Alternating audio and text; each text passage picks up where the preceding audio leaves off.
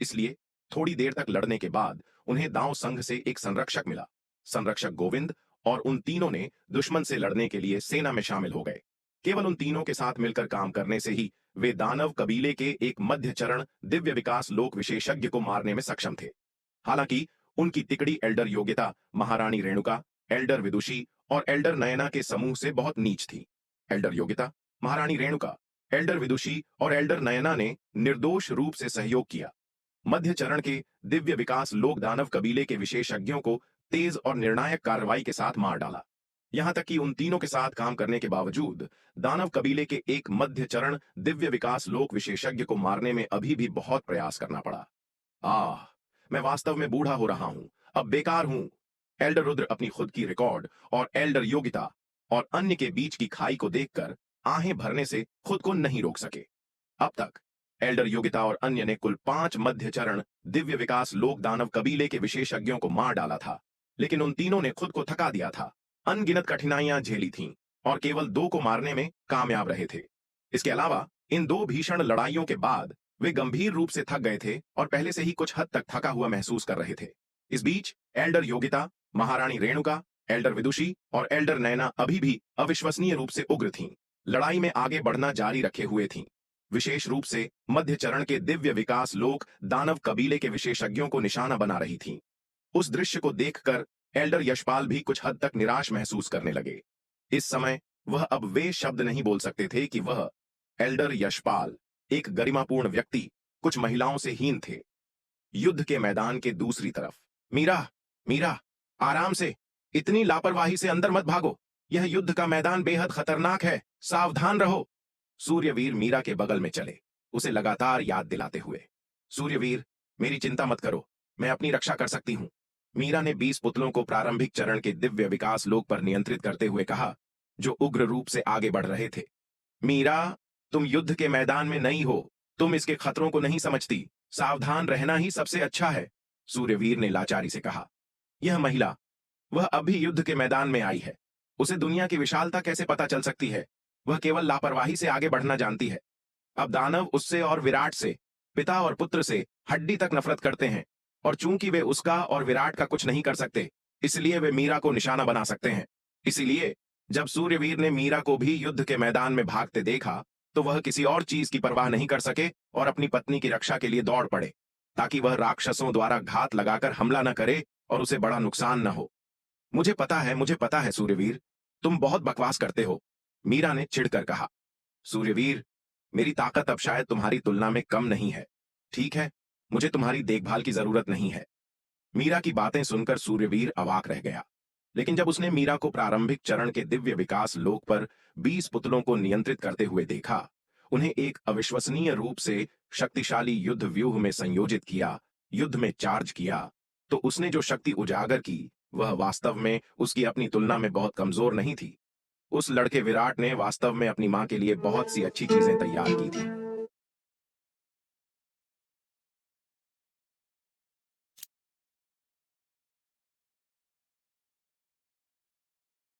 ठीक है, ठीक है, तो सावधान रहो, सूर्यवीर ने लाचारी से कहा। मीरा वर्तमान में हत्या के उत्साह में फंसी हुई थी, उसका खून खौल रहा था और वह उसकी बात नहीं सुनेगी, इसलिए उसके पास उसे रहने देने के अलावा कोई विकल्प नहीं था। सूर्यवीर ने भी अपनी दैवीय शक्ति का प्रदर्शन करना शुरू कर दिया। लगातार एक के बाद एक दानव कबीले के विशेषज्ञ को मार डाला। जब से वह सीमा पर आया था, तब से वह लगातार युद्ध के मैदान में लड़ रहा था और उसकी ताकत में बहुत तेजी से सुधार हुआ था। अब वह पहले ही लोकाकाश महाविकास तलवार कला के पहले स्तर के 7वें रूप को तोड़ चुका था। अपनी वर्तमान ताकत के साथ वह पहले से ही दांव संघ के 9 संरक्षकों में चौथे स्थान पर रहे जय के बराबर था। पूरे शक्ति सिंधु महाद्वीप में उससे अधिक शक्तिशाली बहुत कम थे। लड़ते समय सूर्यवीर अपनी पत्नी से बहुत दूर भटकने की हिम्मत नहीं करता था। लगातार मीरा की गतिविधियों पर नजर रखता था, ताकि अगर उसे कुछ भी हो तो वह तुरंत हस्तक्षेप कर सके। मीरा के 20 प्रारंभिक चरण के दिव्य विकास लोक पुतलों को नियंत्रित करने और सूर्यवीर के साथ मिलकर काम करने के साथ इस मोर्चे पर दानव सेना व्यावहारिक रूप से एक तरफ बह गई, पूरी तरह से पराजित हो गई। रोअर, युद्ध के मैदान पर एक विशाल बाघ, जिसका सिर आकाश तक पहुंच रहा था और जिसके पैर जमीन पर मजबूती से जमे थे, एक विशाल हथौड़ा लहराते हुए युद्ध के मैदान में भगदड़ मचा रहा था। उसके हथौड़े का हर वार या तो एक दिव्य विकास लोक दानव को मार देता था या दसियों हजार दानव सैनिकों को। एक खुले मुंह के साथ उसने दानव सेना को पूरा निगल लिया, अनगिनत दानव सैनिकों को खा लिया गया। शार्दुल के भयानक कौशल को देखकर नन्ही चिड़िया भी पीछे नहीं रहने वाली थी। एक तीखी चीख के साथ वह 2 लाख मील लंबी एक विशाल नीली चिड़िया में बदल गई। यह विशाल नीली चिड़िया, जिसके पंखों का फैलाव 2 विशाल बादलों जैसा था, ने सूर्य को ढक लिया और पूरे आकाश को अवरुद्ध कर दिया। एक तेज सांस के साथ उसने दानव सेना की ओर नीली लपटों की बौछार कर दी। नीली लपटों की भयानक गर्मी के नीचे अनगिनत दानव सैनिक राख में बदल गए। नीलिमा, बहुत बढ़िया, माया ने यह देखकर प्रशंसा में कहा। उसने अपना भाला लहराया, जिसका वार एक ड्रैगन की तरह तेज था, और इसे दानव सेना में पटक दिया। भाले की भयानक ताकत ने तुरंत दिव्य विकास लोक के प्रारंभिक चरण में एक दानव विशेषज्ञ को मार गिराया। माया की साधना तकनीक, पर्वत भंजक दानव दमन तकनीक, विशेष रूप से राक्षसों का मुकाबला करने के लिए डिजाइन की गई थी। जिन मार्शल आर्ट्स का वह अभ्यास करती थी, पर्वत भंजक दानव दमन मुट्ठी और पर्वत भंजक दानव दमन भाला तकनीक,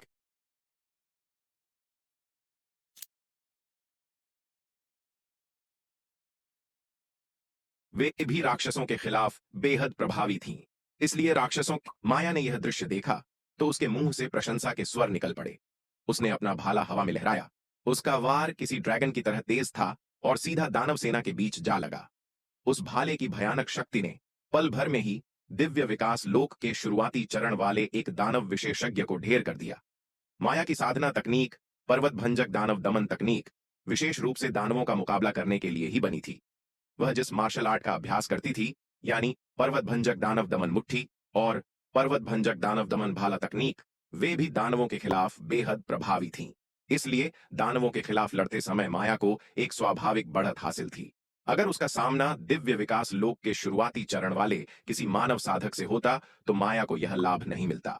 हालांकि उसकी युद्ध क्षमता जबरदस्त थी, लेकिन दिव्य विकास लोक के शुरुआती चरण वाले किसी मानव को मारना जितना आसान दिख रहा था, उससे कहीं ज्यादा मुश्किल होता।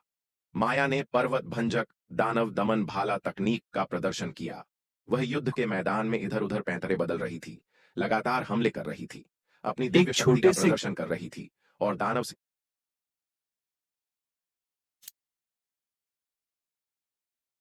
सेना को पूरी तरह से खदेड़ रही थी।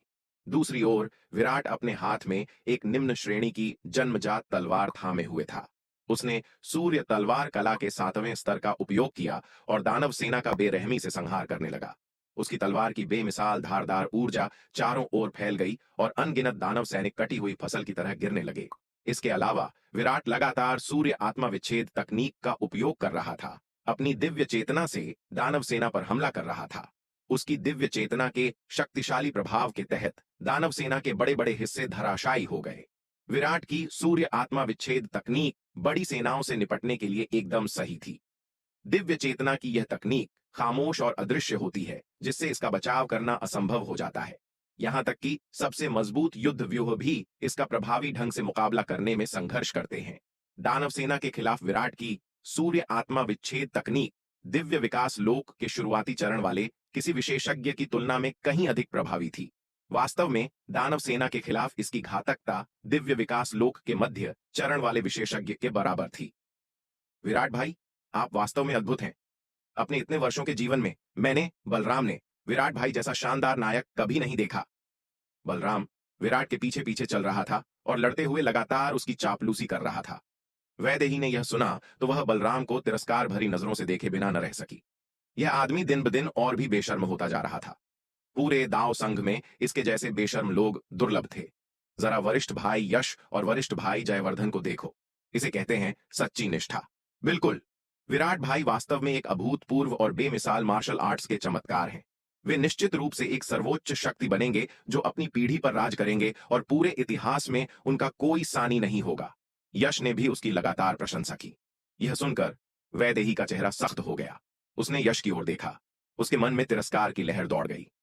वरिष्ठ भाई यश, मैंने आपको पहचानने में वास्तव में गलती की। मैंने कभी नहीं सोचा था कि आप भी उस बलराम जैसी ही फितरत के इंसान होंगे। आह, केवल वरिष्ठ भाई जयवर्धन ही हैं जो अपने मूल इरादों पर कायम रह सकते हैं। आप बेशर्म लोगों की तरह नहीं, जिनमें निष्ठा नाम की कोई चीज नहीं है। विराट भाई ने हमारी मानव जाति के लिए इतना बड़ा योगदान दिया है। वे वास्तव में एक नायक और एक महान व्यक्ति हैं, जैसा हमारे शक्ति सिंधु महाद्वीप में पहले कभी नहीं हुआ। ऐसी उपलब्धियां और योगदान वास्तव में अभूतपूर्व और बेमिसाल हैं, जयवर्धन ने प्रशंसा करते हुए कहा। यह सुनकर वैदेही का चेहरा काला पड़ गया। उसने जयवर्धन को नाराजगी से घूरा। वरिष्ठ भाई जयवर्धन, आप भी ऐसे कैसे हो गए? हम डींगे हाँकने वाले चापलूसों का झुंड। मैं वैदेही इनके साथ रहने में शर्मिंदगी महसूस करती हूँ। अरे वैदेही, एक तरफ हटो, थोड़ा पीछे जाओ, मेरे रास्ते में मत आओ और मेरी लड़ाई में बाधा मत डालो। विराट ने एक ही तलवार के वार से अपने बाईं ओर दानव सेना के एक बड़े हिस्से का सफाया कर दिया और अपने बगल में खड़ी वैदेही को देखा। हम्फ, कौन तुम्हारी लड़ाई में बाधा डाल रहा है? वैदेही ने नाराजगी भरी सांस लेते हुए जवाब दिया। यह आदमी जरूर जानबूझकर उसे निशाना बना रहा होगा, क्योंकि उसने देखा कि वह बलराम और यश जैसे बेशर्म कमीनों की तरह उसकी तारीफ नहीं कर रही थी। वरना बलराम और यश तो उससे भी ज्यादा करीब खड़े थे। उसने उनकी आलोचना क्यों नहीं की? ठीक है, अगर वे मुझे यहां नहीं चाहते, तो और भी बहुत सी जगहें हैं जो चाहेंगी। चूंकि यहां मेरी उपेक्षा की जा रही है, तो मैं बड़ी बहन हिमशिखा के नक्शे दम पर चल सकती हूं। यह सोचकर वैदेही ने फिर से एक हुंकार भरी और हिमशिखा की दिशा में उड़ गई। दूसरी ओर हिमशिखा अपनी बर्फीली प्राचीन तलवार थामे हुए बेमिसाल क्रूरता के साथ युद्ध में टूट पड़ी थी। वह वास्तव में विराट से उकसावे में आ गई थी। उसने शुरू में सोचा था कि विराट ने कुछ खजानों और भाग्यशाली संयोगों के भरोसे ही मानव जाति और दाव संघ के लिए इतना बड़ा योगदान दिया है। युद्ध के मैदान में दुश्मनों को मारने के मामले में विराट निश्चित रूप से उसका मुकाबला नहीं कर सकता था। लेकिन आज यह देखकर कि विराट युद्ध के मैदान में दुश्मनों को मारने में उससे कहीं अधिक क्रूर था, उसे एहसास हुआ कि विराट ने उतने ही समय में उससे कहीं अधिक दानवों को मारा था। यह देखकर कि वह हर मामले में विराट से कमतर है, हिमशिखा को गुस्से की लहर महसूस किए बिना नहीं रहा गया। तभी हिमशिखा ने वैदेही को अपनी ओर उड़ते हुए देखा और तुरंत ठंडे स्वर में कहा, छोटी बहन वैदेही, थोड़ा पीछे हटो। मैं इस दानव सेना का सफाया करने जा रही हूं। ध्यान रखना कहीं तुम्हें चोट न लग जाए। हिमशिखा के शब्द सुनकर वैदेही का शरीर फिर से अकड़ गया और उसके दिल में एक शिकायत का भाव उठ खड़ा एक हुआ। छोटे आखिरकार वह आरोहण लोक के शिखर की विशेषज्ञ थी, फिर भी उसे लगातार नीची नजर से देखा जा रहा था, जिससे वह वास्तव में दुखी थी। वैदेही ने युद्ध के मैदान के चारों ओर नजर दौड़ाई और अंत में वह नीलिमा और माया की ओर भागी। वैदेही, जल्दी आओ और मदद करो। चलो साथ मिलकर इस दानव सेना का सफाया करते हैं। माया ने वैदेही को पास आते देख चिल्लाकर कहा, ठीक है, मैं आ रही हूं। माया के शब्द सुनकर वैदेही ने उत्साह से जवाब दिया। माया और नीलिमा वास्तव में दिल को सुकून देने वाली थीं। वैदेही माया और नीलिमा के युद्ध व्यूह में शामिल हो गई और उनके साथ मिलकर लड़ने लगी। हालांकि वैदेही की युद्ध शक्ति माया जितनी नहीं थी, लेकिन वह फिर भी आरोहण लोक के शिखर की विशेषज्ञ थी और 10 महान दांव पुत्रों में से एक होने के नाते उसी स्तर पर उसकी युद्ध शक्ति को कम करके नहीं आंका जा सकता था। तीनों ने मिलकर काम किया और उन्होंने तेजी से 2 लाख की दानव सेना का पूरी तरह से सफाया कर दिया। इस बीच हिमशिखा ने अपनी पूरी ताकत लगा दी। अपनी बर्फीली प्राचीन तलवार के एक वार के साथ अनंत बर्फीली ऊर्जा ने आकाश और पृथ्वी को ढक लिया, यहां तक कि आकाश में बर्फ के घने फूल भी खिलने लगे। हिमशिखा के इस सर्वशक्तिमान हमले के तहत उसके सामने मौजूद 1 लाख की मजबूत दानव सेना अंततः अकेले उसके हाथों ही नष्ट हो गई। हालांकि हिमशिखा, नन्ही नीली चिड़िया, नीलिमा, माया और वैदेही के संयुक्त प्रयास भी उस दानव सेना का मुकाबला नहीं कर सके, जिसे अकेले शार्दूल ने नष्ट कर दिया था। शार्दूल अपने विशाल उच्च श्रेणी के जन्मजात हथौड़े को थामे हुए दानव सेना पर टूट पड़ा, जिससे अनगिनत दानव मारे गए और घायल हो गए। एक ही विशाल घूंट में उसने दानवों को पूरा निगल लिया। उसने जितने दानवों को खाया उनकी संख्या अकल्पनीय थी। उफ, इतने सारे दानवों का सेवन करने के बाद शार्दूल को डकार लिए बिना नहीं रहा गया। एक साथ इतने सारे दानव खाने के बाद उसका पेट काफी भर गया था। इतनी सारी दानव सेना को खाने के बाद शार्दूल का साधना स्तर लंबी छलांग लगाकर बढ़ने लगा और तेजी से ऊपर चढ़ने लगा। खा पी कर तृप्त होने के बाद शार्दूल ने पूरी तरह से खदेड़ी गई दानव सेना पर एक नजर डाली और उसे कुछ उबाऊ पाकर अपना विशाल हथौड़ा लहराया और दिव्य विकास लोक के मध्य चरण वाले एक दानव योद्धा की ओर दौड़ पड़ा। युद्ध के मैदान में राका, एल्डर तेज और तेंदुआ कबीले के 2 अन्य दिव्य विकास लोक के विशेषज्ञों ने मिलकर दानव वंश के दिव्य विकास लोक विशेषज्ञों का शिकार करना शुरू कर दिया। मारने के लिए उनका उत्साह मानव विशेषज्ञों से कम नहीं था। आखिरकार दानव वंश के इन दिव्य विकास लोक विशेषज्ञों के सिर उनकी नजर में युद्ध अंकों मेरिट्स की भारी राशि थे, और पैसे को कौन ठुकराएगा।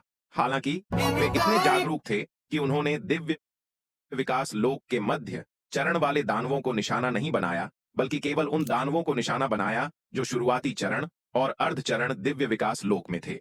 एल्डर योगिता और दिव्य पवन महल की महारानी के विपरीत उनके पास उच्च श्रेणी के जन्मजात जादुई खजाने नहीं थे, और उनके पास दिव्य पवन महल जितने दिव्य विकास लोक के मध्य चरण वाले विशेषज्ञ भी नहीं थे।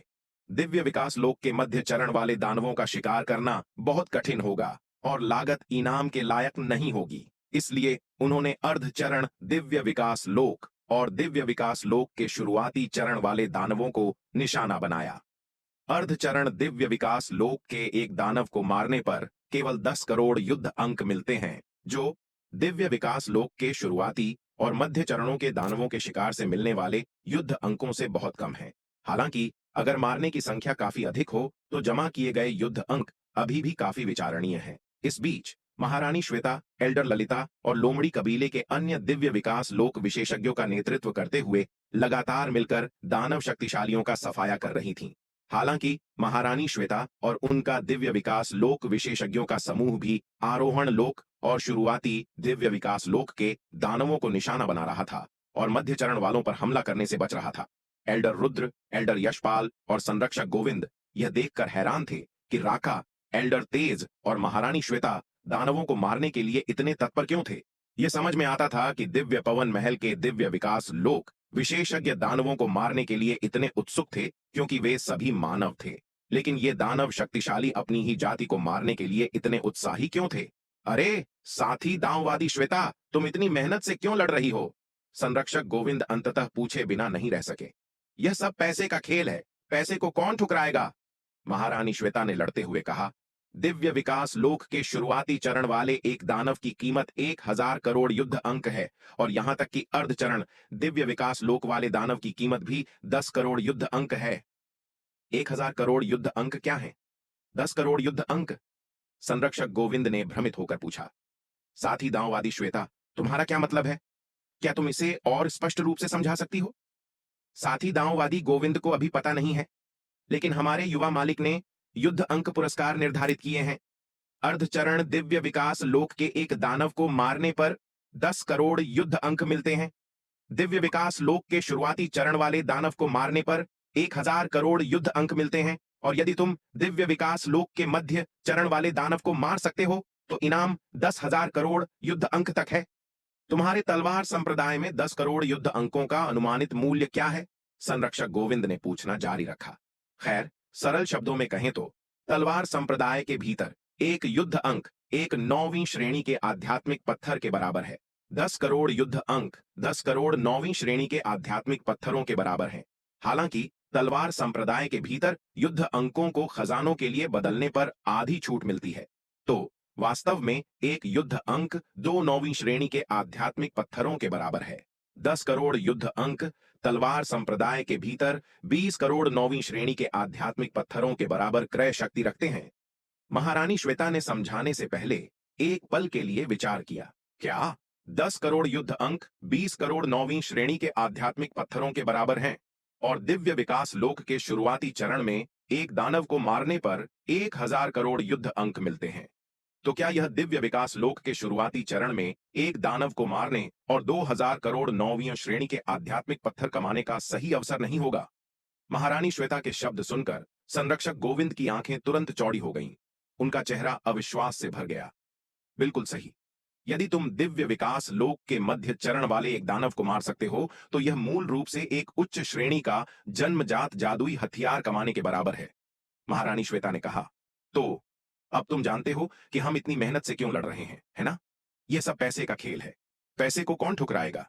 यदि हम दिव्य विकास लोक के शुरुआती चरण में कुछ और दानवों को मार सकते हैं तो हम जो युद्ध अंक कमाएंगे वे दिव्य विकास लोक के बाद के चरण तक खेती करने के लिए संसाधन जमा करने के लिए पर्याप्त होंगे। महारानी श्वेता के शब्द सुनकर संरक्षक गोविंद, एल्डर रुद्र और एल्डर यशपाल को अचानक समझ में आ गया। कोई आश्चर्य नहीं कि तलवार संप्रदाय के सदस्य, चाहे मानव हों या दानव, इतनी पागलों की तरह मार रहे थे। पता चला कि विराट ने योग्यता के लिए इतना उदार इनाम पेश किया था। एल्डर रुद्र और एल्डर यशपाल तब समझ गए कि एल्डर योगिता एल्डर यशपाल द्वारा दिव्य विकास लोक के मध्य चरण वाले दानव पर हमला करने से इतनी असंतुष्ट क्यों थी और उन पर अपना शिकार चुराने का आरोप लगा रही थी। विराट के इनाम के अनुसार वह दिव्य विकास लोक के मध्य चरण वाला दानव 10,000 करोड़ युद्ध अंकों के बराबर था, जो 20,000 करोड़ 9वीं श्रेणी के आध्यात्मिक पत्थरों के बराबर था। यहां तक कि एल्डर यशपाल भी इतनी बड़ी संपत्ति छोड़ने के लिए तैयार नहीं होते। वह अभी भी विराट के भारी कर्जदार थे। ओह, ठीक है। अगर ये उच्च स्तरीय दानव अच्छी तरह से संरक्षित हैं, तो युवा मालिक उन्हें अपेक्षाकृत ऊंची कीमत पर वापस भी खरीदेंगे। यदि हम कुछ उच्च स्तरीय दानव शवों पर अपना हाथ जमा सकते हैं, तो हम जो युद्ध अंक कमाएंगे वे सतह पर दिखने वाले से कहीं अधिक होंगे, महारानी श्वेता ने जोड़ा। वह अभी भी इन मानव शक्तिशालियों से दोस्ती करने को तैयार थीं। आखिरकार लोमड़ी दानव वंश अब तलवार संप्रदाय में शामिल हो गया था और भविष्य में इन मानव शक्तिशालियों के साथ निपटने के कई अवसर होंगे। उनके साथ अच्छे संबंध बनाने में कोई बुराई नहीं थी। महारानी श्वेता के शब्द सुनकर एल्डर रुद्र, एल्डर यशपाल और संरक्षक गोविंद की आंखें चमक उठीं। उन्होंने पहले मिलकर दिव्य विकास लोक के मध्य चरण वाले 2 दानव शक्तिशालियों को मारा था। यद्यपि वे तलवार संप्रदाय के सदस्य नहीं थे और विराट से युद्ध अंक का दावा नहीं कर सकते थे, फिर भी वे शवों को विराट के खजानों के बदले बदल सकते थे। यह सोचकर एल्डर रुद्र, एल्डर यशपाल और संरक्षक गोविंद उत्साहित हुए बिना नहीं रह सके। चलो, दानव शक्तिशालियों का शिकार करना जारी रखें। एल्डर रुद्र ने हाथ लहराया, बड़ी दिलचस्पी से बोलते हुए। हालांकि उनके अगले लक्ष्य दिव्य विकास लोक के मध्य चरण वालों के बजाय अर्धचरण दिव्य विकास लोक और शुरुआती दिव्य विकास लोक के दानव विशेषज्ञ थे। दिव्य विकास लोक के मध्य चरण वाले 2 दानव विशेषज्ञों पर उनके संयुक्त हमले के बाद वे बहुत थक गए थे। यदि उन्हें एक और दिव्य विकास लोक के मध्य चरण वाले दानव विशेषज्ञ का सामना करना पड़ा, तो उनके पास उसे मारने की ताकत नहीं होगी और वे घायल भी हो सकते थे। वैसे भी अब मानव पक्ष में दिव्य विकास लोक के बहुत से विशेषज्ञ हैं। वे दिव्य विकास लोक के मध्य चरण वाले दानव विशेषज्ञ संभवतः तलवार संप्रदाय के कई दिव्य विकास लोक विशेषज्ञों द्वारा अत्यधिक मांग में बन गए हैं। यदि वे उन्हें नहीं मारते हैं, तो बहुत से दूसरे लोग मार देंगे। अब जब मानव जाति के पास दानवों पर भारी बढ़त है, तो उन्हें अब इतनी जानलेवा लड़ाई लड़ने की जरूरत नहीं है। असंख्य शक्तिशाली मानव योद्धाओं के लगातार पीछा करने के तहत दानव सेना को करारी हार का सामना करना पड़ा और वे अव्यवस्था में भाग गए। यह पीछा 1 महीने से अधिक समय तक चला, जिसने युद्ध की रेखा को पूरे 1 खरब मील पश्चिम की ओर धकेल दिया। इससे पहले कि मानव सेना ने अंततः अपना आक्रमण रोक दिया, दिव्य विकास लोक के कई विशेषज्ञ तब अस्थायी आराम के लिए पीछे हट गए। आखिरकार इतनी भीषण लड़ाई ने मानव दिव्य विकास लोक विशेषज्ञों और मानव सेना दोनों को गंभीर रूप से थका दिया था। पीछा जारी रखना थका देने वाला होता। केवल पीछे हटने, स्वस्थ होने और अपनी ताकत वापस पाने से ही वे दानव सेना के खिलाफ अधिक प्रभावी आक्रमण शुरू कर सकते थे। इस लड़ाई के माध्यम से मानव जाति ने न केवल दानवों द्वारा पहले कब्जा किए गए क्षेत्र को वापस पा लिया, बल्कि महान पश्चिमी महाद्वीप की ओर खरबों मील आगे बढ़ गई। जब लड़ाई अस्थायी रूप से कम हो गई, तो तलवार संप्रदाय, दिव्य पवन महल और कनिष्क संघ के दिव्य विकास लोक विशेषज्ञ अपनी जीत की रिपोर्ट करने के लिए विराट के पास पहुंचे। यह सिर्फ तलवार संप्रदाय और दिव्य पवन महल के योद्धा ही नहीं कर रहे थे, यहां तक कि दांव संघ के कुछ दिव्य विकास लोक विशेषज्ञ भी दानव दिव्य विकास लोक विशेषज्ञों के शव लाए, ताकि वे उन्हें विराट के खजानों के बदले बदल सकें। उनमें से कई ने सुना था कि विराट उच्च स्तरीय दानवों के शव खरीदता है और किसी भी अच्छी तरह से संरक्षित उच्च स्तरीय दानव शव को कीमती खजानों के बदले बदला जा सकता है। विराट के स्थान पर हलचल देखकर अध्यक्ष दिवाकर भी विराट को लड़ाई के परिणामों का मिलान करने में मदद करने के लिए पहुंचे। कुछ गणनाओं के बाद सभी ने पाया कि इस लड़ाई का परिणाम मानव जाति के लिए एक अभूतपूर्व जीत थी, जैसी लाखों वर्षों में नहीं देखी गई थी। इस लड़ाई में कुल 16 मध्य चरण दिव्य विकास लोक विशेषज्ञ, 30 शुरुआती चरण दिव्य विकास लोक विशेषज्ञ, 1000 से अधिक अर्धचरण दिव्य विकास लोक दानव और 2 लाख से अधिक आरोहण लोक दानव मारे गए। जहां तक आरोहण लोक से नीचे के दानवों की बात है, उनकी संख्या अनगिनत थी। चूंकि आरोहण लोक से नीचे के दानवों को मारना विराट के लिए युद्ध अंक के रूप में नहीं गिना जाता था, इसलिए किसी ने भी सटीक संख्या का मिलान नहीं किया। मारे गए 16 मध्य चरण दिव्य विकास लोक दानवों में से 6 को एल्डर योगिता, दिव्य पवन महल की महारानी एल्डर विदुषी और एल्डर नयना ने संयुक्त रूप से मारा था। इन चारों ने मिलकर इस अभियान में मारे गए मध्यचरण दिव्य विकास लोक दानवों के 1/3 से अधिक को मार डाला। एक आश्चर्यजनक उपलब्धि जिसने सभी को अवाक कर दिया। मध्यचरण दिव्य विकास लोक दानवों की दूसरी सबसे बड़ी संख्या सूर्यवीर और मीरा की थी, जिन्होंने संयुक्त रूप से 3 को मारा। तीसरी सबसे बड़ी संख्या बाबा ध्रुव द्वारा मारी गई थी, जिन्होंने अकेले ही 2 मध्यचरण दिव्य विकास लोक दानवों को मार डाला। बाबा ध्रुव की तरह एल्डर रुद्र, एल्डर यशपाल और संरक्षक गोविंद ने भी 2 मध्यचरण दिव्य विकास लोक विशेषज्ञों को मार डाला। एल्डर लक्ष्मण, जय और शार्दुल ने प्रत्येक ने एक मध्यचरण दिव्य विकास लोक दानव विशेषज्ञ को मार डाला। यह दर्शाता है कि शार्दुल की युद्ध शक्ति दाव संघ के 9 संरक्षकों में तीसरे स्थान पर रहे एल्डर लक्ष्मण और चौथे स्थान पर रहे जय के बराबर है। दिव्य पवन महल ने इस लड़ाई में सबसे बड़ी सफलता हासिल की। विशेष रूप से एल्डर योगिता, दिव्य पवन महल की महारानी, एल्डर विदुषी और एल्डर नयना, जिन्होंने संयुक्त रूप से 6 मध्यचरण दिव्य विकास लोक दानव विशेषज्ञों को मार डाला। प्रति मध्यचरण दिव्य विकास लोक दानव विशेषज्ञ 1000 करोड़ युद्ध अंक के हिसाब से इन चारों ने एक चौंकाने वाली 6000 करोड़ युद्ध अंक अर्जित किए। वास्तव में एक बहुत बड़ा भाग्य। इनके द्वारा मारे गए मध्यचरण दिव्य विकास लोक दानव विशेषज्ञों के अपेक्षाकृत अच्छी तरह से संरक्षित शवों ने भी उनके युद्ध अंकों में महत्वपूर्ण योगदान दिया। कुल मिलाकर उन्होंने इस लड़ाई से लगभग 10 खरब युद्ध अंक अर्जित किए। विराट से इतनी बड़ी मात्रा में युद्ध अंक प्राप्त करने पर चारों बहुत खुश हुए। एल्डर विदुषी और एल्डर नयना विशेष रूप से कान से कान तक मुस्कुरा रही थीं, युद्ध अंकों की विशाल संख्या को घूर रही थीं और लंबे समय तक मूर्खतापूर्ण ढंग से मुस्कुरा रही थीं।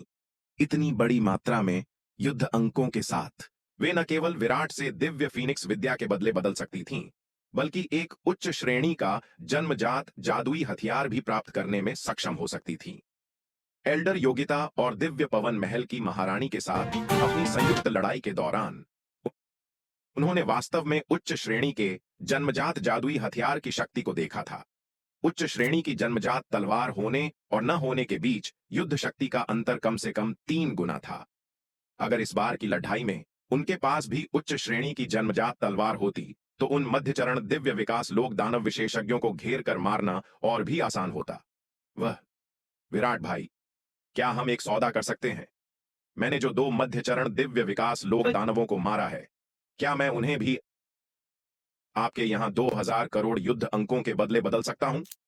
बाबा ध्रुव ने भीड़ को चीरते हुए रास्ता बनाया और विराट को देखते हुए मुस्कुराते हुए कहा। तलवार संप्रदाय के पास अच्छी चीजों की कमी नहीं थी। अगर वह विराट से 2000 करोड़ युद्ध अंक प्राप्त कर सकता है तो वह बड़ी मात्रा में साधना संसाधन बदल सकता है।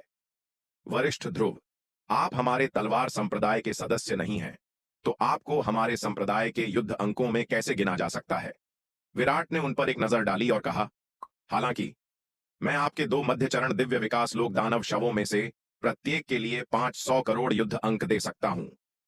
विराट के वाक्य का पहला भाग सुनकर बाबा ध्रुव का चेहरा उतर गया, लेकिन जब उन्होंने दूसरा भाग सुना तो वे मुस्कुराने से खुद को रोक न सके और बार बार कहा, ठीक है, तो यह तय हो गया।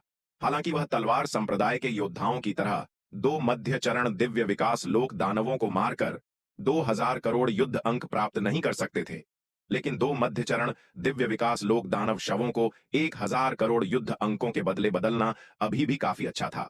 विराट भाई, हमारे पास भी यहाँ 2 मध्यचरण दिव्य विकास लोक दानव शव हैं। देखिए, क्या आप उन्हें 1000 करोड़ युद्ध अंकों के बदले बदल सकते हैं? संरक्षक गोविंद, एल्डर रुद्र और एल्डर यशपाल ने यह देखकर भीड़ में घुसते हुए कहा, विराट भाई, मेरे पास भी मध्यचरण दिव्य विकास लोक का एक दानव शव है। मैं इसे युद्ध अंकों के बदले बदलना चाहता हूं। विराट भाई, हालांकि मेरे पास मध्यचरण दिव्य विकास लोक का दानव शव नहीं है, लेकिन शुरुआती चरण दिव्य विकास लोक दानव शव के बारे में क्या ख्याल है? दाव संघ के अन्य दिव्य विकास लोक विशेषज्ञ भी भीड़ में घुस आए और चिल्लाए, अरे तुम बूढ़े खूसटों, क्या तुम थोड़ा संयम नहीं रख सकते? तुम दाव संघ के दिव्य विकास लोक एल्डर हो, इस तरह तमाशा बना रहे हो। यह कैसा व्यवहार है? क्या तुम्हें कोई शर्म नहीं है? अध्यक्ष दिवाकर ने यह दृश्य देखकर गुस्से में कहा, बूढ़े दिवाकर, दफा हो जाओ। अगर तुम इतने सक्षम हो तो हमारे पास जो दानव शव हैं उन्हें खरीदने के लिए अपने पैसे निकालो। अगर तुम चिल्लाते रहोगे और पैसे नहीं हैं तो दफा हो जाओ। बिल्कुल सही, बूढ़ा दिवाकर बहुत कंजूस है। हम इतने सालों से दानवों को मार रहे हैं और उससे एक भी चीज नहीं देखी, अब भी उसकी यहां चिल्लाने की हिम्मत है। बूढ़े दिवाकर, अगर तुम अपनी भलाई जानते हो तो कहीं ठंडी जगह जाओ और वहीं रहो, वरना अगर तुमने हमें गुस्सा दिलाया तो हम तुम्हें भी पीटेंगे। जैसे ही अध्यक्ष दिवाकर ने अपना मुंह खोला, उन्हें गालियों की बौछार का सामना करना पड़ा। कई लोगों ने उन्हें एक तरफ धक्का दे दिया, उन्हें भीड़ के किनारे पर धकेल दिया और कुछ ने उन्हें मुक्का भी मारा। यह देखकर अध्यक्ष दिवाकर का चेहरा पूरी तरह काला पड़ गया। लानत है तुम बूढ़े कमीनों के झुंड, क्या तुम्हें सच में लगता है कि मुझे गुस्सा नहीं आता? मेरा विश्वास करो या नहीं, मैं तुम सबको एक एक मुक्के से ढेर कर दूंगा। अध्यक्ष दिवाकर ने शाप दिया। हालांकि भीड़ के किनारे पर उनकी गाली गलौज पर किसी का ध्यान नहीं गया। सबका ध्यान विराट पर केंद्रित था। उनकी आंखें विराट पर टिकी थीं, एक उग्र तीव्रता के साथ जल रही थीं, जैसे भूखे भेड़ियों की, उसे पूरा निगलने के लिए उत्सुक। वे पहले से ही अच्छी तरह जानते थे कि विराट के पास कितनी कीमती चीजें थीं। दिव्य पवन महल को देखो, सिर्फ 30 से अधिक वर्षों में विराट के समर्थन के साथ यह इतनी शक्तिशाली स्थिति में विकसित हो गया था। विकास की ऐसी गति बस भयानक थी। यहां तक कि एल्डर योग्यता, एल्डर विदुषी और एल्डर नयना, महिलाएं जिनकी मूल योग्यताएं विशेष रूप से उत्कृष्ट नहीं थीं, अब मध्य चरण दिव्य विकास लोक में प्रवेश कर चुकी हैं। और उनके चकाचौंध करने वाले शानदार उपकरणों को देखो, यह अविश्वसनीय रूप से ईर्ष्या करने योग्य है। उच्च श्रेणी के जन्मजात जादुई खजाने पूरे दांव संघ में कितने हैं? शायद दांव संघ के विरासत स्थलों में काफी कुछ है, लेकिन दुर्भाग्य से बहुत कम लोगों में इन उच्च स्तरीय जादुई खजानों को पुनः प्राप्त करने की क्षमता है। क्योंकि दांव संघ के विरासत स्थलों से जादुई खजाने प्राप्त करना ताकत के बारे में नहीं है, बल्कि पूरी तरह से भाग्य और अवसर के बारे में है। अच्छी किस्मत के साथ आरोहण लोक का एक मार्शल कलाकार भी बहुत अच्छा दिव्य हथियार प्राप्त कर सकता है, जैसे हिमशिखा, जो एक प्रमुख उदाहरण है। हिमशिखा ने जो बर्फीली प्राचीन तलवार प्राप्त की थी, वह इतनी शक्तिशाली थी कि अध्यक्ष दिवाकर भी उसकी सटीक श्रेणी नहीं जान सके। अगर किस्मत खराब है तो अध्यक्ष दिवाकर जैसा दिव्य विकास लोक के अंतिम चरण का विशेषज्ञ भी खाली हाथ प्रवेश कर सकता है, कुछ भी हासिल नहीं कर सकता। दिव्य पवन महल के तेजी से विकास को देखकर और एल्डर योग्यता और महारानी रेणुका पर शानदार जादुई खजाने देखकर दांव संघ का कौन सा दिव्य विकास लोक विशेषज्ञ ईर्ष्या नहीं करेगा? इस समय उन्हें अब अध्यक्ष दिवाकर उपगठबंधन नेता की परवाह नहीं थी। उनका पूरा ध्यान विराट पर था, यह जानने के लिए कि वे उससे अपनी संपत्ति के बदले कितने युद्ध अंक बदल सकते हैं। यह देखकर अध्यक्ष दिवाकर का चेहरा तवे के तल जैसा काला हो गया। लानत है, बेशर्म बूढ़े कमीनों का झुंड, मुझे तुम्हारे साथ जुड़े होने पर शर्म आती है। अध्यक्ष दिवाकर ने शाप दिया और गुस्से में वहां से चले गए। उन्हें चिंता थी कि अगर वे और देर रुके तो गुस्से से फट सकते हैं। जब से विराट दाव संघ में आया, उपगठबंधन नेता के रूप में उनकी स्थिति में गिरावट आई थी। उन्हें यहां तक संदेह था कि अगर विराट ने आदेश दिया तो वे बूढ़े कमीने उन्हें तुरंत उनके पद से हटा सकते हैं और उस छोकरे विराट को ऊपर उठा सकते हैं। उन्हें वास्तव में उपनेता के पद की परवाह नहीं थी, लेकिन ये बूढ़े कमीने वास्तव में बहुत दूर जा रहे थे। नेता दिवाकर, आपको अभी विराट भाई से कितने युद्ध अंक मिले? जैसे ही अध्यक्ष दिवाकर गुस्से में जा रहे थे, बाबा ध्रुव पास आए और मुस्कुराते हुए पूछा। यह सुनकर अध्यक्ष दिवाकर का चेहरा काला पड़ गया और वह शाप दिए बिना नहीं रह सके। लानत है, बूढ़े ध्रुव, मेरे साथ पंगा मत लो, मेरा विश्वास करो या मैं तुम्हें पीट दूंगा। उन्होंने असुर भैरव के साथ कई लड़ाइयां लड़ी थीं और घायल होने के अलावा उन्होंने आधा दानव भी नहीं मारा था। वह उस छोकरे विराट के साथ युद्ध अंक बदलने के लिए क्या उपयोग करने जा रहे थे?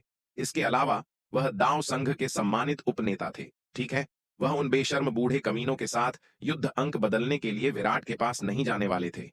वे सभी इतने बूढ़े थे, फिर भी वे कुछ सिक्कों के लिए अपनी गरिमा फेंक देंगे। गठबंधन नेता दिवाकर, इतने तुच्छ मत बनो, बाबा ध्रुव ने मुस्कुराते हुए कहा। बाद में जब मैं दक्षिणी महाद्वीप पहुंचूंगा तो मैं इसे प्राचीन दिव्य धारा मदिरा के एक लौकी गोड के बदले बदल लूंगा।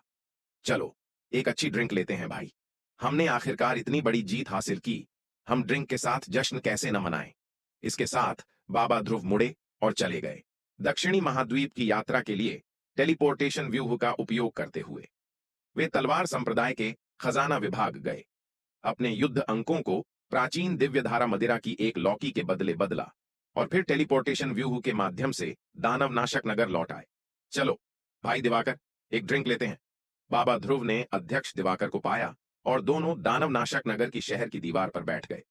बाबा ध्रुव ने पहले खुद शराब का एक घूंट लिया, फिर लौ की अध्यक्ष दिवाकर की ओर उछाल दी। अध्यक्ष दिवाकर ने मना नहीं किया, लौ की पकड़ी और एक बड़ा घूंट भी लिया। वैसे भी इस बूढ़े आदमी ने अभी अभी 2 मध्यचरण दिव्य विकास लोक दानव शवों को पूरे 1000 करोड़ युद्ध अंकों के बदले बदला था। उसकी जेबें भरी हुई थीं, इसलिए इस बूढ़े आदमी के साथ विनम्र होने की कोई आवश्यकता नहीं थी। तलवार संप्रदाय की प्राचीन दिव्य धारा मदिरा प्रतिलौकी 1000 करोड़ 9वीं श्रेणी के आध्यात्मिक पत्थरों में बिकती है, कोई सस्ती चीज नहीं। बाबा ध्रुव के युद्ध अंकों के साथ वह उन्हें 10 लौकी के बदले बदल सकता था। आज इस बूढ़े कमीने को अच्छी तरह से पीटने और अपने दबे हुए गुस्से को बाहर निकालने वाला था। हाँ हाँ भाई दिवाकर, 10 साल से अधिक समय पहले हमने कभी सपने में भी नहीं सोचा था कि एक दिन हम दानव वंश को इतनी बुरी तरह हरा सकते हैं और यहां तक कि उन्हें महान पश्चिमी महाद्वीप में वापस खदेड़ सकते हैं। आज वास्तव में उत्साहजनक है। चलो एक ड्रिंक लेते हैं। बाबा ध्रुव ने शराब का एक बड़ा घूंट लिया, लौ की अध्यक्ष दिवाकर की ओर उछाली और दिल खोलकर हंसे। यह वास्तव में अविश्वसनीय है। बस 1 दशक पहले मैं अभी भी सोच रहा था कि मानव जाति की मातृभूमि की रक्षा कैसे की जाए और हमारे पूर्वजों द्वारा छोड़ी गई विरासत को हम अयोग्य वंशजों द्वारा बर्बाद होने से कैसे रोका जाए। अध्यक्ष दिवाकर ने शराब का एक बड़ा घूंट लिया और आह भरी। तब हमारी मानव जाति ने दानव जाति के आक्रमण का विरोध करने के लिए भारी कीमत चुकाई थी। यदि हम क्षेत्र का आखिरी टुकड़ा खो देते तो हम मृत्यु के बाद अपने पूर्वजों का सामना कैसे कर सकते थे। तुम्हें पता है क्या, मैं वास्तव में उस समय इसे रोक न पाने के बारे में चिंतित था। दानव जाति का आक्रमण भीषण था, लेकिन वे कमीने जिन्होंने आत्मसमर्पण किया था, वे बस अपने कर्तव्यों से बच रहे थे और आपस में लड़ रहे थे। मैं उस समय इतना गुस्से में था, मैं वास्तव में उन कमीनों को मारना चाहता था। लेकिन अब सब अच्छा है, हमें अंततः अब उसके बारे में चिंता करने की जरूरत नहीं है। हाँ हाँ हाँ, ये बहुत अच्छा है, बाबा ध्रुव ने कहा, शराब का एक और बड़ा घूंट लेते हुए। इस बारे में बोलते हुए भाई ध्रुव, आप उस समय एक महत्वपूर्ण क्षण में एकांतवास में थे।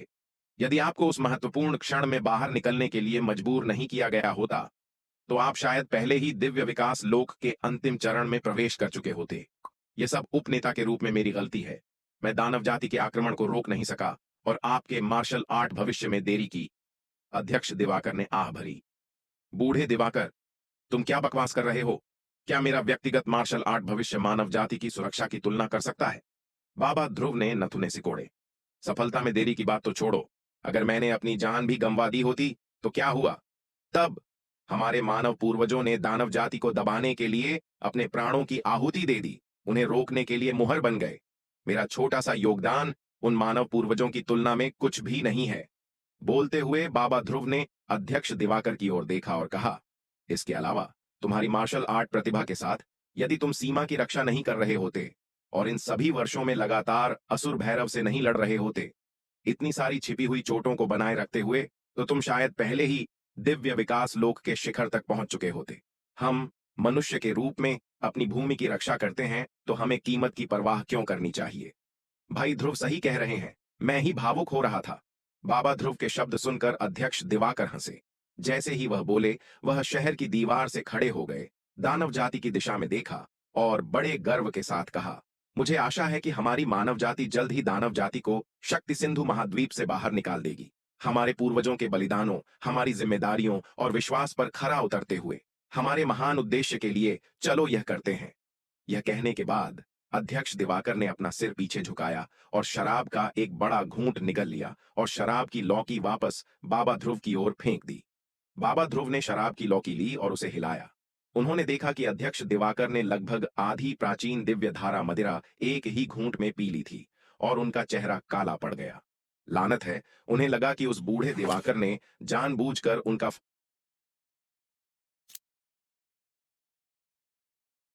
फायदा उठाया है। तलवार संप्रदाय द्वारा बेची जाने वाली प्राचीन दिव्य धारा मदिरा की एक लौकी की कीमत पूरे 1000 करोड़ 9वीं श्रेणी के आध्यात्मिक पत्थर थी, कोई सस्ती चीज नहीं। बाबा ध्रुव और अध्यक्ष दिवाकर ने शहर की दीवार पर प्राचीन दिव्य धारा मदिरा की पूरी लौकी खत्म कर दी, इससे पहले कि वे अपने अपने आवासों में लौटने के लिए अलग हो जाएं और उस शराब को निखार सकें जो उन्होंने पी थी। अपने साधना स्तरों के साथ भी वे अभी भी काफी भरे हुए थे और इतना पीने से थोड़ा नशे में भी थे।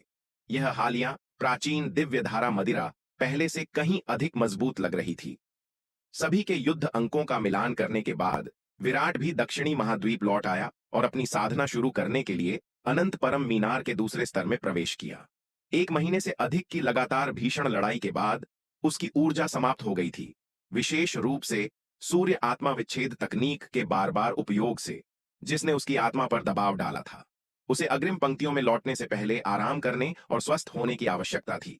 दिव्य पवन महल और दाव संघ के दिव्य विकास लोक विशेषज्ञ, साथ ही साथ मानव सेना ने भी अस्थायी आराम की अवधि में प्रवेश किया। अध्यक्ष दिवाकर ने सैनिकों को अपनी सच्ची ऊर्जा बहाल करने और अपनी चोटों को ठीक करने के लिए बड़ी मात्रा में नागदंत चावल और गोलियां वितरित की। पूरी मानव जाति ने अपनी ताकत को संरक्षित करना शुरू कर दिया। दानव जाति के खिलाफ एक नया आक्रमण शुरू करने से पहले अपने चरम पर ठीक होने की प्रतीक्षा कर रही थी। असुरलोक, दानव जाति के सैन्य तंबू में 1 महीने से अधिक लंबी लड़ाई से हुए नुकसान की समीक्षा करने के बाद दानव जाति का कमांडर असुर भैरव बेहद गंभीर लग रहा था। इस लड़ाई में उनकी दानव जाति ने पूरे 16 मध्य चरण दिव्य विकास लोक विशेषज्ञों और 30 शुरुआती चरण दिव्य विकास लोक विशेषज्ञों को खो दिया था। दिव्य विकास लोक विशेषज्ञों के बीच हताहतों की संख्या उनकी कुल ताकत का 1/3 तक पहुंच गई थी।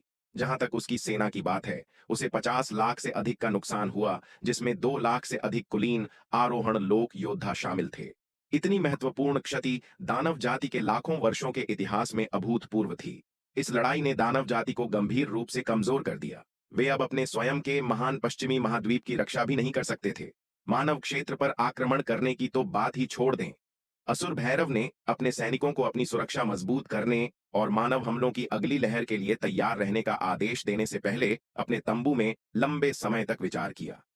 मानवता, जिसने एक बड़ी जीत हासिल की थी, अपनी प्रशंसा पर आराम करने की संभावना नहीं थी और अगली बार दानव जाति के खिलाफ और भी अधिक क्रूर आक्रमण शुरू करने की संभावना थी। दक्षिणी महाद्वीप, अनंत परम मीनार का दूसरा स्तर।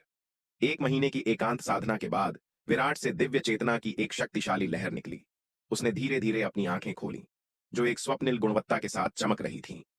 दिव्य चेतना की लहरें पानी पर लहरों की तरह सभी दिशाओं में चुपचाप फैल गईं। 1 महीने की साधना के बाद उसकी सूर्य आत्मा विच्छेद तकनीक 6ठे स्तर को पार कर गई थी। 6ठे स्तर पर सूर्य आत्मा विच्छेद तकनीक और भी भयानक हो गई। यहां तक कि दिव्य योद्धा सूची हेवनली रैंकिंग के शीर्ष 50 में स्थान पाने वाले भी अगर असावधान रहे तो उनकी आत्माएं हिल सकती हैं। जहां तक दिव्य योद्धा सूची में 100 से नीचे रैंक वाले अर्धचरण दिव्य विकास लोक योद्धाओं की बात है, उन्हें सूर्य आत्मा विच्छेद तकनीक के 6ठे स्तर की विशाल शक्ति के तहत एक ही विचार के साथ मारा जा सकता है। सूर्य आत्मा विच्छेद तकनीक के 6ठे स्तर के साथ विराट को विश्वास था कि वह दिव्य योद्धा सूची के शीर्ष 50 में स्थान पाने वालों के साथ मुकाबला कर सकता है। सूर्य आत्मा विच्छेद तकनीक के 6ठे स्तर को तोड़ने के बाद विराट अनंत परम मीनार के दूसरे स्तर में नहीं रुका। एक चमक के साथ उसने अनंत परम मीनार का दूसरा स्तर छोड़ दिया और सीमा की ओर बढ़ गया। हालांकि वह 1 महीने से अनंत परम मीनार के दूसरे स्तर में एकांतवास में था। बाहरी दुनिया में केवल 3 दिन बीते थे। विराट को एकांतवास से बाहर आते देख एल्डर विदुषी, एल्डर नयना और अन्य लोग उसके चारों ओर भीड़ लगा दिए। एक उच्च श्रेणी के जन्मजात जादुई हथियार के बदले अपने खजाने बदलने के लिए उत्सुक थे। उनके संचित युद्ध अंक एक के बदले बदलने के लिए पर्याप्त से अधिक थे। यदि आप एक उच्च श्रेणी का जन्मजात जादुई हथियार चाहते हैं तो आपको थोड़ी देर इंतजार करना होगा। मेरे पास अभी कोई नहीं बचा है, विराट ने कुछ लाचारी से कहा। उसने नागदंत चावल का उपयोग करके गिरीश से प्राप्त उच्च श्रेणी के जन्मजात जादुई हथियारों में से 2 अपनी मां को, 2 एल्डर योगिता को, एक शार्दूल को और एक दिव्य पवन महल की महारानी को दे दिए थे। अनिवार्य रूप से वे सभी चले गए थे। ठीक है, लेकिन जैसे ही आपको उच्च श्रेणी का जन्मजात जादुई हथियार मिले, आपको हमें बताना होगा, एल्डर विदुषी ने कहा। कोई बात नहीं, विराट ने आसानी से सहमति व्यक्त की। विराट, हम सबने अच्छी तरह से आराम कर लिया है। हम दानव जाति पर एक और हमला कब कर रहे हैं? मैं इंतजार नहीं कर सकती। एल्डर योगिता ने उत्साह से अपने हाथ मलते हुए कहा। एल्डर विदुषी और एल्डर नयना के साथ मिलकर 6 मध्य चरण दिव्य विकास लोक दानव विशेषज्ञों को मारने और बड़ी मात्रा में युद्ध अंक प्राप्त करने के बाद एल्डर योगिता ने सफलता का स्वाद चखा था और लड़ने की भावना से भर गई थीं। दानवों के खिलाफ एक नया आक्रमण शुरू करने के लिए तुरंत निकलने के लिए उत्सुक थीं। हालांकि विराट तलवार संप्रदाय का सर्वोच्च नियंत्रक था और उनके कार्यों को उसके आदेशों का पालन करना था। वे स्वतंत्र रूप से कार्य नहीं कर सकते थे। सीमा पर आने से पहले विराट ने सख्त निर्देश जारी किए थे। तलवार संप्रदाय के योद्धाओं के कार्य कमान के तहत होने चाहिए और व्यक्तिगत कार्य सख्त वर्जित थे। दानवों के खिलाफ युद्ध का मैदान बेहद खतरनाक था और व्यक्तिगत कार्यों से आसानी से हताहत हो सकते थे। इसलिए किसी भी कार्रवाई को एक समूह के रूप में लिया जाना चाहिए और दिव्य विकास लोक योद्धाओं को एक साथ लड़ना चाहिए, अकेले नहीं, ताकि अनावश्यक नुकसान से बचा जा सके। इसीलिए हालांकि एल्डर योगिता और अन्य लोग 3 दिन के आराम के बाद अपनी चरम स्थिति में वापस आ गए थे, लेकिन उन्होंने विराट के आदेश के बिना युद्ध में जाने की हिम्मत नहीं की। चूंकि हर कोई इतना अधीर है, चलो अब निकलते हैं, विराट ने मुस्कुराते हुए कहा। इसके साथ विराट ने तलवार संप्रदाय के विशेषज्ञों को दानव जाति की अग्रिम पंक्ति की ओर वापस ले गया। तलवार संप्रदाय को अपना अभियान शुरू कर दक्ष दिवाकर और दाव संघ के विशेषज्ञों ने भी आराम करना बंद कर दिया, अपने उपकरणों को पुनर्गठित करना शुरू कर दिया और दानव जाति की सुरक्षा पर हमलों की एक नई लहर शुरू कर दी। तलवार संप्रदाय अब एक बहुत शक्तिशाली बल था और दाओ संघ के कार्यों को उसकी गतिविधियों पर निर्भर रहना पड़ा। तलवार संप्रदाय के विशेषज्ञों के सहयोग से दाओ संघ कम से कम लागत के साथ सबसे बड़ा परिणाम प्राप्त कर सकता था। दक्षिणी महाद्वीप, विराट का निर्मल अवतार शस्त्र भंडार से निकला, खजाना विभाग गया, 6000 करोड़ जिन कैटीज से अधिक नागदंत चावल निकाला और गिरीश के साथ जादुई खजानों का आदान प्रदान करने के लिए सम्राट स्तर की 13वीं मुहर पर जाने के लिए अंतर आयामी टेलीपोर्टेशन व्यूह के माध्यम से शून्य समाधि महाद्वीप में प्रवेश किया। सीमा युद्ध के बढ़ने के साथ विराट के मुख्य शरीर को व्यक्तिगत रूप से अग्रिम पंक्तियों से कमान संभालने की आवश्यकता थी और वह समय बर्बाद करने का जोखिम नहीं उठा सकता था। इस महत्वपूर्ण मोड़ पर वह अपने मुख्य शरीर को गिरीश के साथ सौदा करने के लिए शून्य समाधि महाद्वीप में नहीं भेजेगा। इसके अलावा एल्डर योगिता और अन्य दिव्य विकास लोक विशेषज्ञ भी अग्रिम पंक्तियों में लड़ रहे थे और विराट शून्य समाधि महाद्वीप की यात्रा में दिव्य विकास लोक सेनानी का समय बर्बाद नहीं करना चाहता था। इसलिए पहली बार विराट ने गिरीश के साथ सौदा करने के लिए अपने निर्मल अवतार को शून्य समाधि महाद्वीप में भेजा। श्वेत वस्त्र विराट ने पहले अपनी साधना के स्तर को अपने मुख्य शरीर के समान छिपाने के लिए एक गोपन तकनीक का उपयोग किया और फिर सम्राट स्तर की 13वीं मुहर की ओर बढ़ा। शून्य समाधि महाद्वीप के लोगों को अभी के लिए यह जानने की आवश्यकता नहीं थी कि उसके पास एक अवतार है। जब वह सम्राट स्तर की 13वीं मुहर पर पहुंचा तो गिरीश वहां पहले से ही इंतजार कर रहा था। विराट भाई, आप आ गए। विराट को देखते ही गिरीश ने तुरंत मुस्कुराते हुए उसका स्वागत किया। जैसी कि आपसे उम्मीद थी विराट भाई, हमने इस बार काफी सारी जन्मजात आध्यात्मिक जड़ी बूटियां इकट्ठी की हैं और उन्हें आपके लिए लाए हैं। इस बार आप कितनी जन्मजात आध्यात्मिक जड़ी बूटियां लाए हैं भाई गिरीश? विराट ने पूछा। विराट भाई, कृपया एक नजर डालें। गिरीश ने विराट को एक स्थानिक अंगूठी दी। विराट ने स्थानिक अंगूठी ली और अपनी दिव्य चेतना से उसमें प्रवेश किया। जब उसने अंदर जन्मजात आध्यात्मिक जड़ी बूटियों का पहाड़ देखा तो वह हक्का बक्का रह गया। इन जन्मजात आध्यात्मिक जड़ी बूटियों की संख्या कम से कम 1 लाख थी। उनमें निम्न श्रेणी की जन्मजात आध्यात्मिक जड़ी बूटियां, मध्य श्रेणी की जन्मजात आध्यात्मिक जड़ी बूटियां और यहां तक कि उच्च श्रेणी की जन्मजात आध्यात्मिक जड़ी बूटियां भी थीं। हालांकि निम्न श्रेणी की जन्मजात आध्यात्मिक जड़ी बूटियां बहुतायत में थीं, जबकि मध्य श्रेणी और उच्च श्रेणी की जन्मजात आध्यात्मिक जड़ी बूटियां केवल एक छोटा हिस्सा थीं। स्थिति की तात्कालिकता के कारण हम अभी के लिए केवल इतना ही एकत्र कर सके। कृपया हमें क्षमा करें विराट भाई, गिरीश ने माफी मांगते हुए कहा। कोई बात नहीं, कोई बात नहीं, यह मात्रा पहले से ही काफी है। विराट ने यह सुनकर बार बार अपने हाथ लहराए। उसने एक पल के लिए सोचा और कहा, भाई गिरीश, मैं उन्हें निम्नलिखित कीमतों पर खरीदूंगा। प्रति निम्न श्रेणी की जन्मजात आध्यात्मिक जड़ी बूटी के लिए 10 करोड़ 9वीं श्रेणी के आध्यात्मिक पत्थर, प्रति मध्य श्रेणी की जन्मजात आध्यात्मिक जड़ी बूटी के लिए 100 करोड़ 9वीं श्रेणी के आध्यात्मिक पत्थर और प्रति उच्च श्रेणी की जन्मजात आध्यात्मिक जड़ी बूटी के लिए 1000 करोड़ 9वीं श्रेणी के आध्यात्मिक पत्थर। आपको क्या लगता है? कोई बात नहीं, बहुत बहुत धन्यवाद विराट भाई। यह सुनकर गिरीश बहुत खुश हुआ। विराट द्वारा दी गई खरीद मूल्य अविश्वसनीय रूप से उचित था, क्योंकि शून्य समाधि महाद्वीप के सबसे समृद्ध काल के दौरान भी विराट द्वारा दी गई कीमत को बहुत अधिक माना जाता था। यह उल्लेख करने की आवश्यकता नहीं है कि हड्डी दानव ऊर्जा से दूषित ये जन्मजात आध्यात्मिक जड़ी बूटियां शून्य समाधि महाद्वीप के मार्शल कलाकारों के लिए पूरी तरह से बेकार थीं। भले ही विराट ने केवल 1% या 1,000वां हिस्सा भी दिया होता, तो भी शून्य समाधि महाद्वीप के मार्शल कलाकार उनके लिए व्यापार करने को तैयार होते। हालांकि विराट ने जानबूझकर इस वजह से कीमत कम नहीं की, जिससे गिरीश वास्तव में आभारी था। भाई गिरीश, इस बार मैं केवल लगभग 6,000 करोड़ जिन नागदंत चावल लाया, जो आपकी इतनी सारी जन्मजात आध्यात्मिक जड़ी बूटियों के बदले पर्याप्त नहीं है।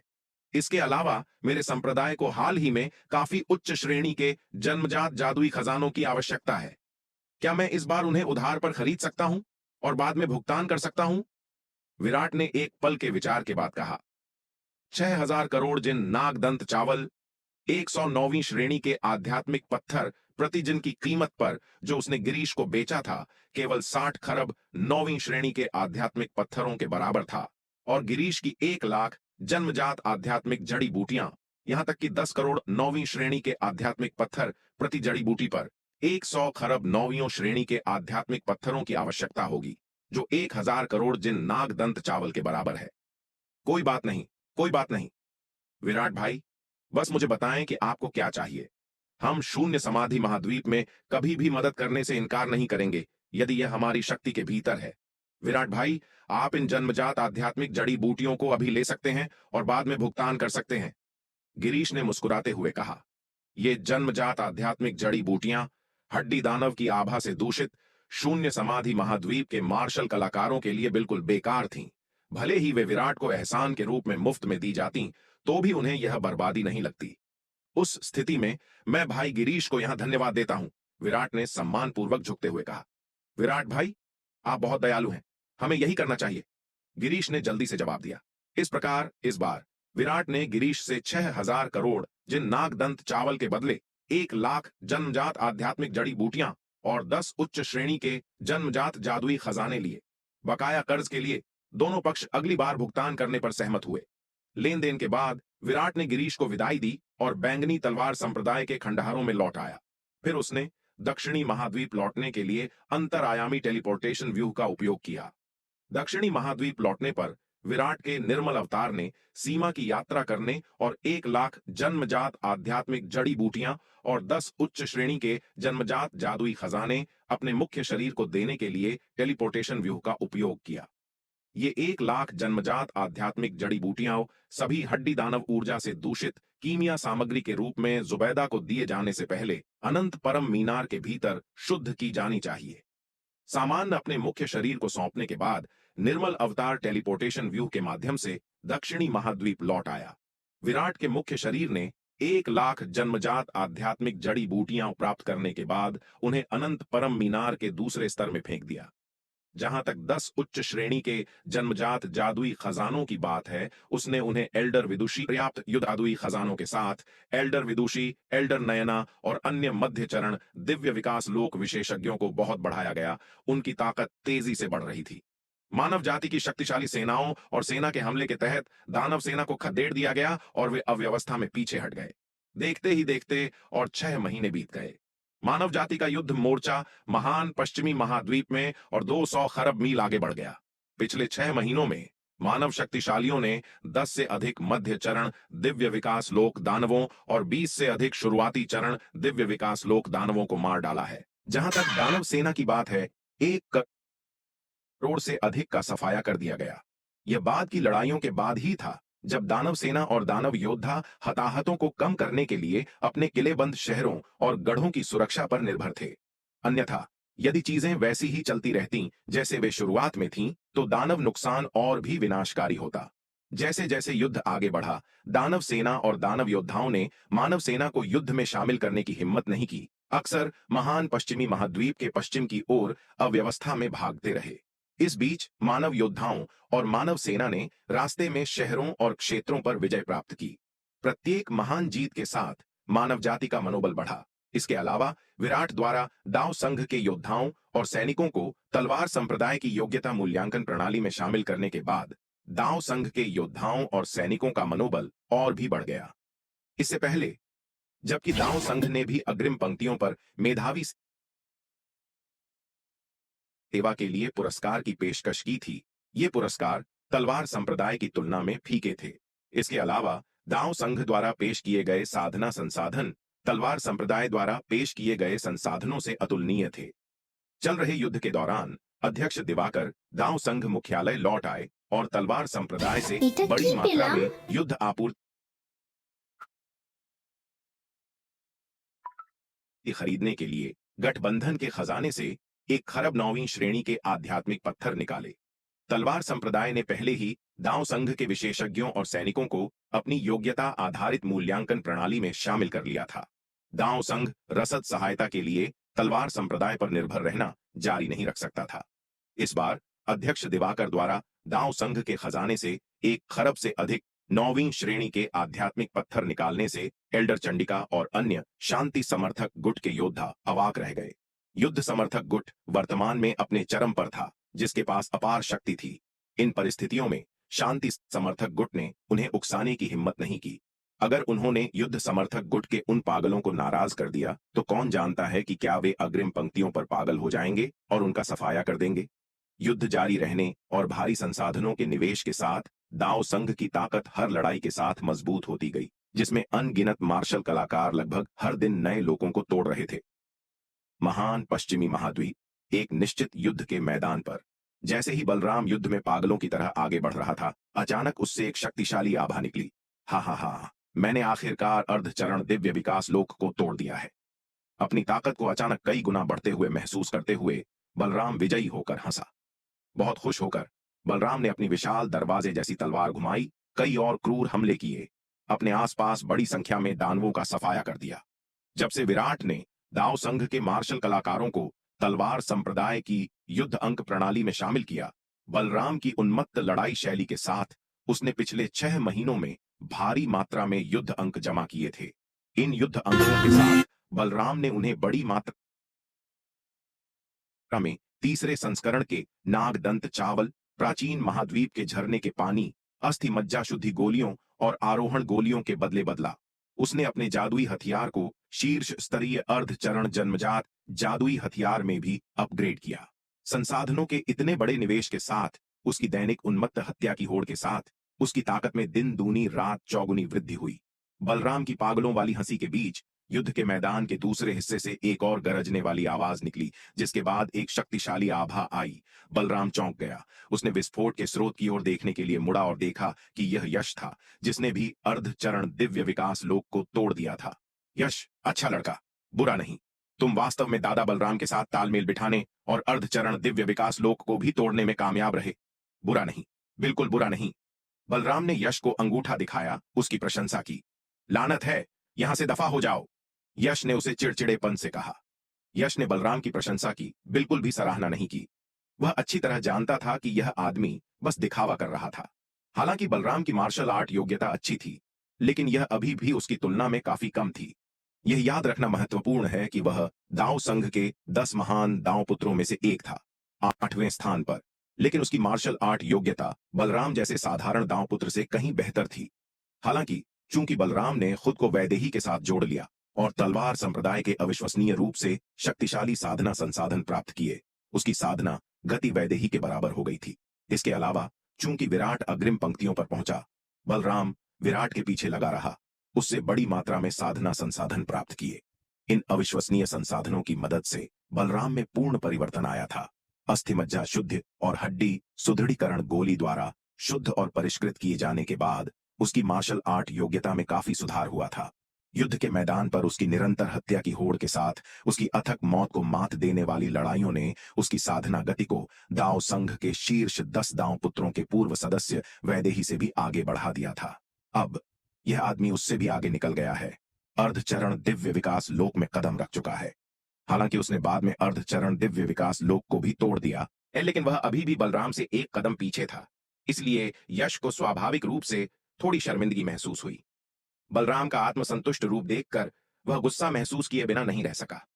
हा हा हा, यश, तुम इतने गुस्से में क्यों हो?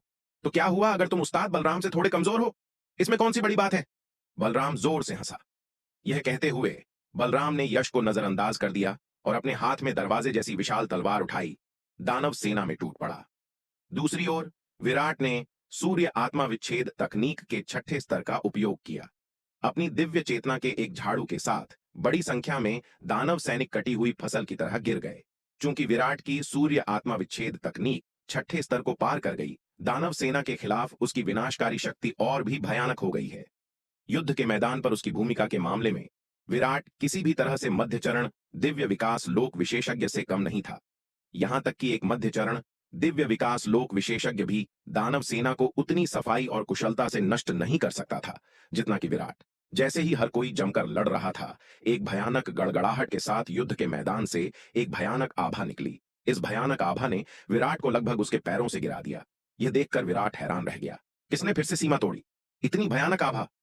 हा हा हा, मैंने भी सीमा तोड़ दी है। हिमशिखा, क्या हम मुकाबला करें?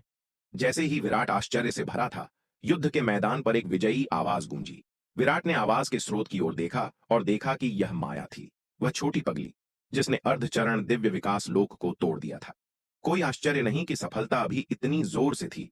पता चला कि इस छोटी पगली ने सफलता प्राप्त की। माया पर्वत भंजक दानव दमन शरीर का अभ्यास करती है, जो अनंत परम मीनार द्वारा व्यक्तिगत रूप से सिखाई गई सर्वोच्च तकनीक है, जो उसके द्वारा खेती की जाने वाली अनांट अराजकता सम्राट तकनीक के बाद दूसरे स्थान पर है। माया की उसी स्तर पर युद्ध शक्ति इतनी जबरदस्त है कि वह शार्दुल से ज्यादा कमजोर नहीं है। इस सफलता के साथ माया की युद्ध शक्ति कई गुना बढ़ गई है। जब वह आरोहण लोक के शिखर पर थी, माया की युद्ध शक्ति में पहले से ही एक शीर्ष स्तरीय शुरुआती चरण दिव्य विकास लोक विशेषज्ञ की ताकत थी। अब जब उसने अर्ध चरण दिव्य विकास लोक को तोड़ दिया है, तो उसकी युद्ध शक्ति और भी करीब है एक नव पदोन्नत मध्य चरण दिव्य विकास लोक विशेषज्ञ के। जब तक उसका लोक थोड़ा स्थिर है, उसके लिए मध्य चरण दिव्य विकास लोक विशेषज्ञ को टक्कर देना मुश्किल नहीं होगा। माया जिस पर्वत भंजक दान